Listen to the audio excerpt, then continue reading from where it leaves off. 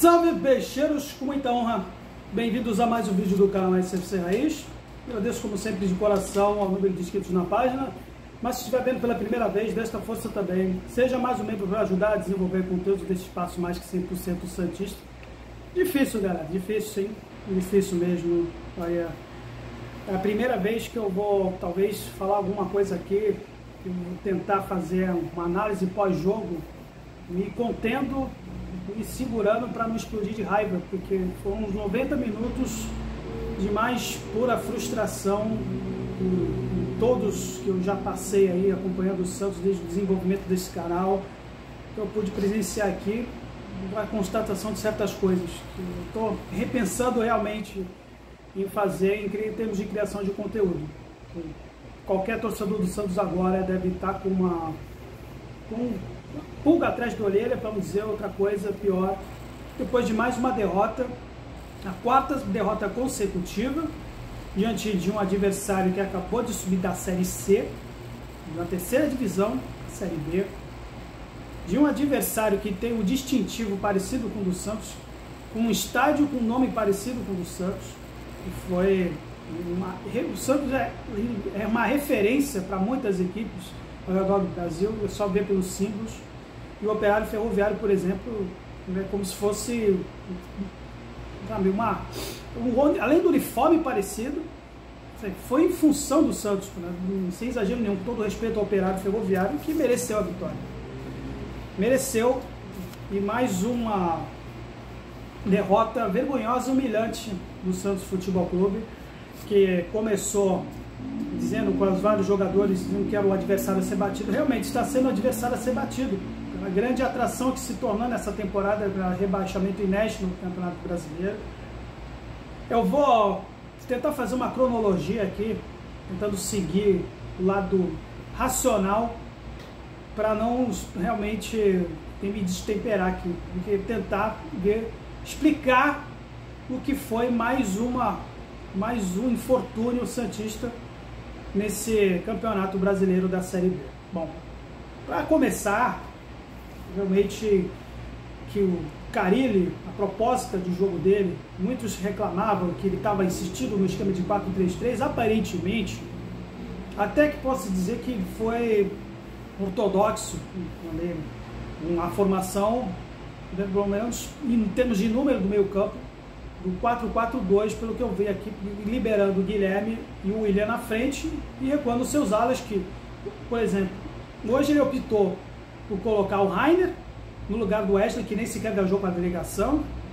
Então, o Pedrinho, que costumava se colocar no lado direito, agora no lado oposto, pelo lado esquerdo.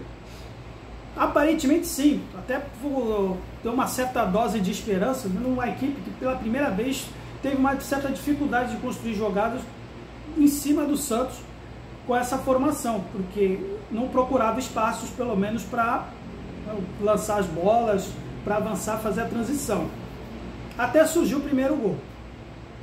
O primeiro gol deles, o único gol da partida, lógico, foi um jogada de bola parada. Uma circunstância que a gente vê aqui de Série B, que a gente tem que aproveitar as chances, a gente não pode em nenhum momento desperdiçar. E acontece, sabe? E não dá nem para se dizer que foi um gol de bola ensaiada do Operário, porque a bola veio afastado do Joaquim com o Gil, que deu para o zagueiro deles que estava na segunda trave, e aí sim dá para se dizer uma falha de mano a mano do Diego Pituca, porque na situação que o zagueiro estava, que aí parece que ele imaginou, estava na altura da cintura dele, ele recolheu o corpo e acabou dando o campo, dando o terreno para ele fazer o chute e fazer o gol. Então uma falha em termos de decisão, tomar a decisão do Diego Pituca, porque ele poderia, se ele tivesse ficado parado, guardar a posição ali, em vez de ficar se recolhendo, achando que ele teria que chutar de primeira, eu poderia até dar o tempo de desarmar. Então esse foi mais uma, né, falha de tomada de decisão desse time que vem se caracterizando por isso. Não seja por falhas de tomada de decisão, o time, mais uma vez, não tem senso de urgência nenhuma, especialmente em finalizações. Mais uma partida que o Santos vai ficar marcado por ter poucas oportunidades em que fez o goleiro trabalhar durante os 90 minutos, especialmente no primeiro tempo. Mas cronologicamente falando aqui, teve as oportunidades que o Santos teve, que eu pude me lembrar, de uma chance, que aí eu não me lembro se foi o Guilherme, se foi o João Schmidt, que ele teve a opção de colocar, de dar o passe para o Juliano do lado esquerdo, ele resolve dar assistência para o Rainer, que estava em linha de impedimento, fazer uma acrobacia de bicicleta que ele não vai fazer saber em nenhum momento da carreira dele. Já foi a primeira falha de tomada de decisão dele. Primeira. A segunda é aí que realmente me fez arrancar os cabelos. Uma falha da reposição de bola do adversário. Parece ter sido o Juliano, me corrija se eu estiver enganado. Ele teve a opção clara de chutar de primeira, livre de marcação, só ele e o goleiro. Ele se atrapalha todo com a bola, consegue perder a bola numa situação em que ele poderia chutar para o gol, dando tempo para o zagueiro adversário desarmar.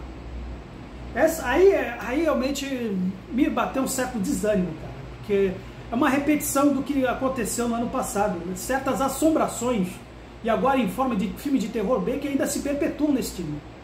A falha justamente no momento exato que o Santos tem que decidir, e que nos levou numa situação dessa. Uma equipe com problemas crônicos de simplesmente fazer o goleiro trabalhar, o goleiro adversário pelo menos posar na foto.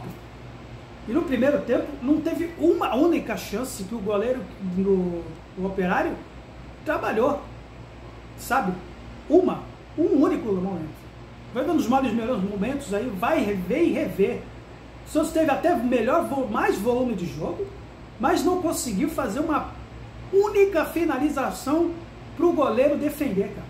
Ou chute para fora, ou um passe, mais uma repetição de bolas longas erradas para lateral, que acabam tirando completamente o ritmo, a cadência do próprio time de construir a jogada. Passe errado, por exemplo, dos alas, que seja principalmente o Pedrinho, embora o Rainer tenha sido mais acionado também em determinado momento do jogo, sempre cortando para dentro, sempre numa situação em que poderíamos explorar mais as jogadas de linha de fundo que eles exploraram. E assim, outra vez, mais uma equipe dispersa, sem linhas de aproximação claras, sempre com o próprio Pedrinho no primeiro tempo, o Rainer também, sempre no mano a mano com 2 ou 3 jogadores adversários. É uma repetição, desculpa ser repetitivo aqui, galera, mas é uma coisa que está se perpetuando durante essa temporada, mesmo em situações que o Santos venceu. Uma equipe que não consegue formular um esquema com os jogadores se aproximando para fazer a conclusão das jogadas.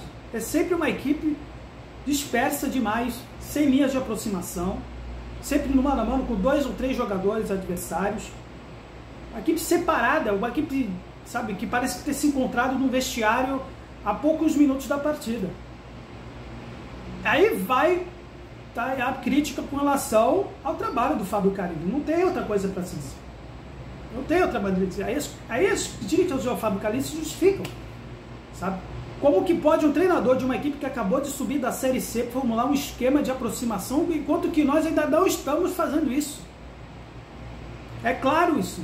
É claríssimo.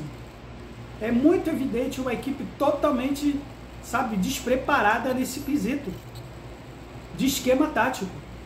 De pelo menos forçar a marcação adversária para a linha de fundo para usar os cruzamentos. Jogadas de linha de fundo, o Santos foi nulo hoje. Só apenas os cruzamentos espetados na área, com o Pedrinho sempre cortando para dentro, né, inclusive com os passes horrorosos dele, na assistência no número de passes, visões, seja também parte do Rainer também, que acho que foi colocado uma propositura errada. Mas acho que o Rainer hoje, com todos os defeitos dele, ele continua sendo o melhor lateral do Santos, até no quesito lateral esquerda, porque o Escobar, hoje, mais uma vez, onde foi o Escobar fazer o apoio para a lateral, para construir a jogada? Fora também o Juliano também, que corre de um lado do outro, mas é fundamental justamente que ele se apresentar para fazer isso, ele não faz, sabe? E segundo tempo também deu para constatar outra coisa. Uma equipe com uma folha salarial de 15 milhões de reais, se concentrar única e exclusivamente em jogadas de abafa, de desespero nos últimos minutos do jogo, cuja melhor jogada é justamente a jogada lançadas na área para o zagueiro cabecear em momentos adversos, sabe? Porque depois das mexidas que o Santos fez, foi mais ou menos a mesma coisa, quando o Carille tirou o Pedrinho para colocar o Guilherme, mas primeiro colocou o Otero no lugar do Rainer. Se viu mais uma vez, até o próprio Sherman, talvez tenha sido o que mais tentou, e mesmo assim não conseguiu, ainda mais uma partida irregular da parte dele. Acho que isso está contaminando até o ímpeto do garoto, que estourou nas primeiras partidas, mas o nível tático desse time acho que está contaminando o rapaz, porque ele também falhou algumas situações, sabe? O Otero entrando também não conseguiu formular uma jogada, sempre travada, mesmo no própria característica dele de arrancadas, de fazer os cruzamentos. E nós, de novo, cara, finalizações aqui. Impressionante que o Santos ainda não absorveu o espírito de uma competição como essa. Que em momentos assim, se você der oportunidade, se você tiver espaço, você chuta. Mais uma vez o Operário fez isso nos contra-ataques, conseguiu finalizar mais do que o Santos. Sempre quando tinha espaços no meio do campo, não pensava muitas vezes em fazer finalização, chutar de longa distância, arriscar de fora. Sempre no momento que eles tinham contra-ataque, eles conseguiam fazer jogadas de linha de fundo, enquanto que nós ficamos parados, travados. No momento, mais uma vez, uma equipe que demora demais para raciocinar, para construir jogadas, para sempre na altura do primeiro terço da intermediária para cortar, fazer jogadas por dentro. Isso não vai funcionar, aqui não vai funcionar contra o Operário, não vai funcionar contra a Paysandu, não vai funcionar em momento algum. Porque a gente está agora, infelizmente, constatando um atestado de permanência para a segunda divisão de novo, cometendo os mesmos erros que cometeram os demais times que subiram e que só conseguiram voltar porque absorveram o espírito, né? Abraçaram a Série B. Ou você abraça a Série B, ou a Série B te abraça. E para largar, meu filho, como fizeram o Cruzeiro, Botafogo e Vasco, é difícil. Que digo esses times que agora estão na Série A. Ou você abraça a Série B, ou ela não larga mais. Difícil dela deslargar. E o Santos está repetindo essa cartilha. Vai sendo mais um clube tradicional seguindo esta cartilha em ter dificuldades de voltar para a Série A. Dessa maneira, ou seja pela atitude dos seus jogadores, pela falta de senso de urgência, pela falta de espírito de decisão, e pela essa inércia tática que vem se perpetuando desde o início desse campeonato. A gente vai enfrentar adversários com uma propositura maior em termos de aproximação de jogadas, de companheiros, do que esse time, cara. Aí parece que está jogando com escudo, com prestígio, falando que a gente tem cadeira cativa para voltar, e a gente não vai voltar desse jeito. Não vamos voltar dessa maneira. Daí me vem à mente as declarações dos bastidores do Galo, que tentou colocar panos quentes depois da derrota, mais uma diante do Novo Horizontino, acho que só colocou mais gasolina, justificando as contratações dele, pensando na Série A para contratar Patrick, por exemplo. E ainda me dando meta mínima de classificação para a Série A de 17 partidas. Cara, isso é uma perpetuação, uma continuidade do derrotismo que nos colocou justamente nessa Série B. E eu me recuso como santista, sinceramente, de comentar isso. Realmente me dando um desânimo, porque eu estou começando seriamente a pensar em largar a mão de pelo menos fazer vídeos em termos de análise do jogo, porque ficar falando a mesma coisa, assistindo esse filme repetido. Então é melhor me concentrar em pelo menos em que eu estou desenvolvendo um trabalho aqui. Eu até vou aproveitar, deixa aqui mais um convite dos conteúdos referentes à história do clube. Está saindo, por exemplo, relativo à Arena, a história, né, dos interesses que o Santos teve para chegar nessa conclusão da proposta da Arena. Eu vou me concentrar só nisso. Eu acho que deve ser o último análise pós-jogo que eu vou fazer enquanto continuar assim. Sinceramente, eu me recuso, como torcedor do Santos, a me acostumar, me normalizar com essa fase de espírito de derrotismo que consumiu a nossa instituição nos últimos anos, que nos colocou numa situação dessa. Me recuso mesmo. Tá? Isso não é um canal para ganhar like, não é um canal para ganhar engajamento, sabe? Eu estou falando isso do meu fundo do meu coração, fundo do meu coração mesmo. Aqui. É um canal principalmente de conscientização para aqueles que querem conhecer um pouco melhor a história do clube, até saindo um pouco da reta, falando dessas análises do pós-jogo, e acho que eu vou poder me concentrar mais nesse departamento de linha histórica, para entender, por exemplo, né, o passado, para que o presente possa ser explicado e para que o futuro, né, dos erros do passado não possa ser repetido. Então, galera, eu vou, sinceramente, desculpa alguma coisa em termos de desânimo, porque eu estou sendo assim, um retrato do que está acontecendo com o clube. Tá? E qual a motivação que o torcedor tem agora para assistir o jogo contra o Goiás na Vila Belmiro? Promessa de público baixo. Promessa de público. Eu não vou culpar os torcedores que não comparecerem, sinceramente. Mas aqueles que forem, parabéns, porque a santidade deles está intacta nesse ponto. Ainda que dentro de campo façam de tudo para nos desanimar, para nos realmente repensar, realmente se vale a pena ver um filme de horrores que acabou, né? Acabou nos colocando nesse atoleiro e que vai ser difícil se continuar dessa maneira a gente realmente sair. Então, por enquanto é só, galera. Santos sempre Santos, valeu, até a próxima.